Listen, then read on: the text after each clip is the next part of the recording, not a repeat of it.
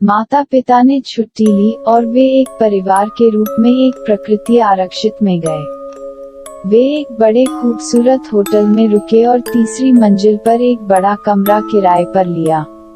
पास में एक पहाड़ी नदी बहती थी और होटल के मेहमान वहां और बाकी किनारे पर मछली पकड़ सकते थे।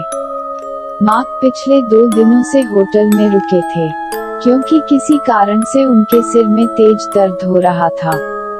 बालकनी से नजारा बहुत अच्छा था और उसने देखा कि उसके पिता समुद्र तट पर खड़े होकर मछली पकड़ रहे हैं। वे हंसे और एक दूसरे को लहराया।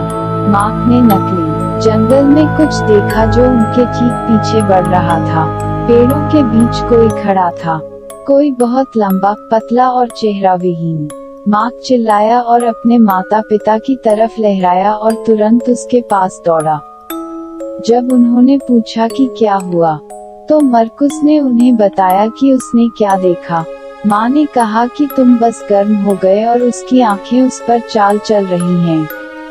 लेकिन उसके पिता ने उसे अजीब तरह से देखा। शाम को वह अपने बेटे के पास आया और पूछा कि उसने क्या देखा है। मार्क ने कहा कि वह इस पर विश्वास नहीं करेंगे, लेकिन उसके पिता ने जोर देकर कहा कि उसने और कागज दिए और उसे इस आदमी को खींचने के लिए कहा। उसके पिता ने कुछ देर उसे देखा और फिर अचानक उसने कहा कि कल वे इस जगह से दूर जा रहे थे। मार्क रात को ज्यादा देर तक सो नहीं सका। उसे हमेशा लगता था कि कोई उसे देख रहा है। वह खिड़की के बाहर खड़ा था और कल लंबे हाथ बाहर निकल आए। वह बिस्तर पर लेटा हुआ था और कुछ बोल नहीं पा रहा था। मार्क को लकवा मार गया और उसके सिर में कुछ खौफनाक आवाज सुनाई दी।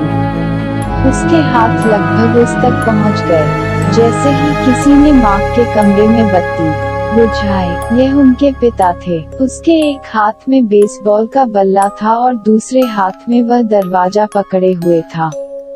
खिड़की से हाथ छूट गया था। फिर मार्क बाहर हो गया। वह सड़क पर कार में जाग उठा।